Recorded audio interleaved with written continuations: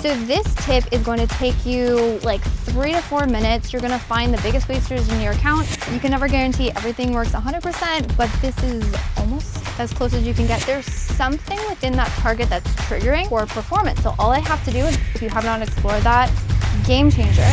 Here are 7 Amazon PPC secrets to increase the amount of money you're making with Amazon ads. And we're gonna jump right into it with Elizabeth, who is an Amazon ads expert. And let's go into what is the first way that people at home can increase their sales with Amazon ads? Absolutely. So there's this type of campaign. It's called a catch-all auto. I honestly hate that it works, but it totally does. You can never guarantee everything works 100%, but this is almost as close as you can get to that guarantee. And so all you have to do, you take your entire product line. Yes, it goes against every good convention of campaign setup. Take your entire product line, you launch an auto campaign, put all of those products in there, keep all of the targeting types active, put a low bid. And when I say low bid, probably somewhere around 20 to 30 cents. Although if your average cost per click is around 20 to 30 cents, you probably want to go lower at that, like 10 to 15 cents. And that's it. You absolutely can scale that budget. Just be careful, don't increase the bids too much, because that kind of takes away the purpose of the low bid auto. And make sure to smash the like button, because she's gonna be giving 6 more amazing tips like that. Let's get into the second one. So the second one, very similar. This is a low bid broad match campaign. Now you're not going to be dumping all of your products in there. You want to select the products that you want to push, and then you're going to see, like, for those keywords that are really working for you, like, what more can I do? A good principle of Amazon advertising is like, what's working? How do I do more of it? And so to do that, what you want to do is take a look at the keywords that are working, put those in a low bid broad match campaign. And then again, same principle, low bids of probably 20 to 30 cents, you know, even lower than that if that's your average cost per click, which if that is, congratulations, you're in a really low cost category. And then again, just set that up, keep the budget low in the beginning. And then of course, if it's working and budget's running out, you can always increase it. Love it. Let's get into number 3, secret hack. All right, so number 3, not many people actually know this, but if you use product targeting to help increase your rankings. Now, just this strategy alone is not going to be enough to say improve rankings on a keyword, but if used in conjunction with other really solid keyword ranking strategies, we actually have seen that this has impact. So all you're gonna do is, what search page are you trying to rank on? What is working well for your product? Go and look. So you gotta type in that into search and see which products are ranked high on this search page. Now, don't look at the sponsor, just look at the organic rank ones and put the top 1 to probably 5 to 10 in an exact match product targeting campaign. Here you can go more aggressive with the bids, because we really want to try and drive impressions and sales here. And then again, you can start with, I'm a huge fan of moderate budgets, just a test, and then of course scaling as you see the results. So you're gonna be putting the name of the competing products in targeting those, like search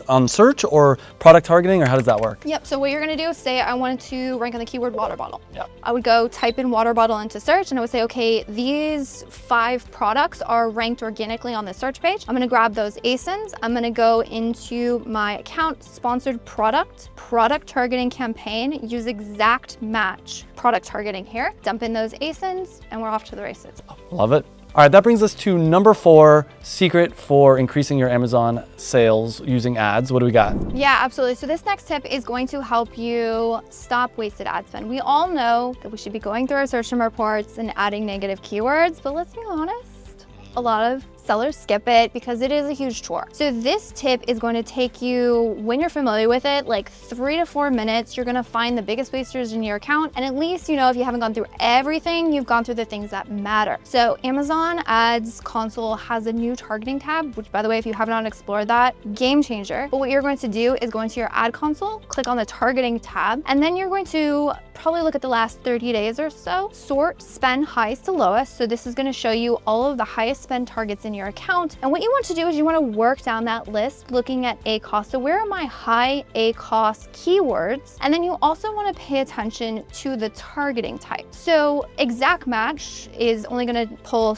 the exact search terms. So those ones we obviously don't want to add negatives to. But if it's a phrase match, if it's a broad match, if it's an auto campaign, category targeting, any of those other targeting types that are going to pull multiple searches, if I find a target that is a broader match type, and when I say broader, again, I'm talking about categories, autos, etc., and has a higher ACoS, there's something within that target that's triggering that is driving that poor performance. So all I have to do is identify those. I like right click, open a new tab, by the way, so I can keep my original view, and then I can just pop over, do what I gotta do. So once I open up that ad group, I'm going to go to the search term tab, and then from there I can see what search terms are being triggered in this ad group that again contains those targets that are poor performing. This is going to show you almost immediately, if you haven't done negatives in a while, you're like, oh my gosh, how did that get there? I have like 40 clicks and no sales, 50 clicks. I've seen 200 clicks and no sales by doing this. Immediately pop those into a negative. You know you're never going to waste that ad spend on those targets that are not converting. And then that's great because now you have an additional budget to put towards things that are converting for your products. Before we get to number 5, let's define what are negative keywords and why do people need to add these? Good question. So negative keywords allow you to say, hey, Amazon ads, I don't want you to show my product on this specific search page. Sometimes it's because that search page doesn't really make sense for your product to be purchased through. Sometimes it does, but you aren't really converting well. So it's a way to sort of restrict where you want your ads to show. That brings us to number 5. What is the 5th secret? So this one, I call it a bid reset. Very, very common when we're trying to push for impressions or we're increasing to try and drive sales. We might have, or you might have a automation running in the background or something that says, hey, if there's low or no impressions, increase the bid. So 1 week, low or no impressions, increase bid, low or no impression, and it just keeps running. And if you aren't paying attention, it's very, very easy for you to end up with really high bids. I've seen some crazy things in accounts because I've done a lot of audits, but all you have to do, again, targeting tab, phenomenal resource here. So all you have to do is go into your account, go into the targeting tab and sort bids highest to lowest. So this is going to see like, what does my highest bid have? Just say like, does this make sense? I've seen like $75 bids on an irrelevant broad match, which if you know ads, you're like cringing right now. Trust me, you should be, because there was a ton of wasted ads. So it's just like a quick spot check to say, has my like algorithm or automations increased bids to a level that doesn't make sense for me? And then here, what you want to do is say, okay, what makes sense in my account? Like what is the highest I'm willing to go? So for you, that might be $2, $3, $4. I would benchmark it off of whatever your average cost per click is in your space. And then you want to say like, oh wow, this is a $20 bid. That may not make sense. So wait, let me put like my bid reset or my usual, like where's my benchmark of maybe $2, $1 again. And then it just kind of resets everything. So you definitely want to adjust from there, but it kind of like just kind of caps everything. So nothing triggers and you didn't realize like you had a $45 bid. Let's get into number 6. What do we got?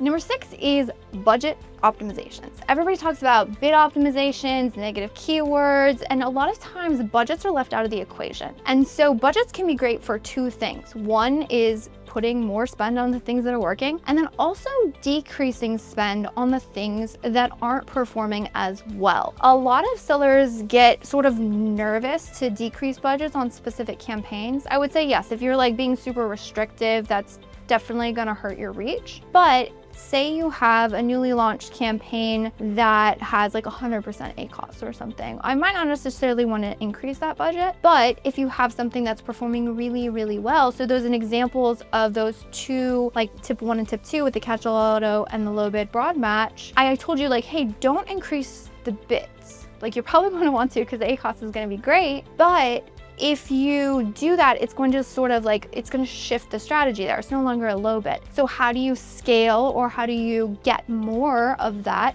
You can put more budgets on it. And here, again, I'm really loving the new ad tools they're rolling out in console because there is a budget tab. So it used to be that you would see campaign out of budget maybe later on in the day, but with the budget tab, you can go in any time of the day, even if it's morning, and see what percentage of your budget. So here, again, you can go into ad console. I would go to the budget tab, and then I would look and filter for the campaigns that don't have 100% budget, meaning they're running out through the day. Then you definitely want to assess like the performance of it. So again, does it make sense? Is it a product I want to spend more on? Is this an ad type I want to spend more on? But if it is, then you definitely want to increase the budgets, and then Amazon will also give you, say, recommended budgets there. Now, in this case, the recommended budget is really helpful to know what budget do I need to have this campaign extend for the entire day. That being said, I'm a huge fan of an iterative approach to budgets. So if the budgets are running out, maybe giving it $10 or $20 more and then testing, seeing if that works, maybe going in a couple days later to say, okay, maybe now I can add more budget because it did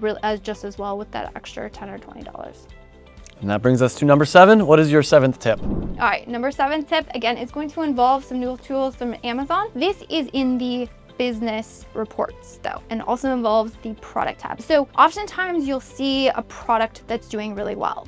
You're like, oh wow, sales blew up for this specific product, or I launched this new product and it's doing really well. Again, there's new dashboards that are released in the business reports. If you go now, you'll be able to see them. And it'll say like, hey, this product has been doing really well lately. Well, obviously when something's doing well, you say, okay, how do I capitalize on it? How do I do more? How do I push for this? So here what you're going to do is you're going to take that ASIN of the product that you want to push. You're going to go into the ad console and you're going to go to the products tab inside the ad console. From here, you can filter to find that ASIN, and what it is going to do is it's going to display all of the performance of ads for that one specific ASIN. Because oftentimes what we do with ads is we will push a specific campaign. They're like, oh, this campaign's working well, but we don't necessarily want to push a campaign that's doing well. We want to push the campaign for that specific product that's doing well. So from here, you can drop open, see every single campaign that product is being advertised in. And here again, blue links, so you can click directly into that campaign, say, okay, is this campaign running out of budget? Are there keywords that are working well? And you can apply increases, but again, you know that you're only applying those increases to that specific product that again, we want to accelerate the momentum on. That was 7 Amazon ad secrets that you can use to increase your sales. And thanks for watching.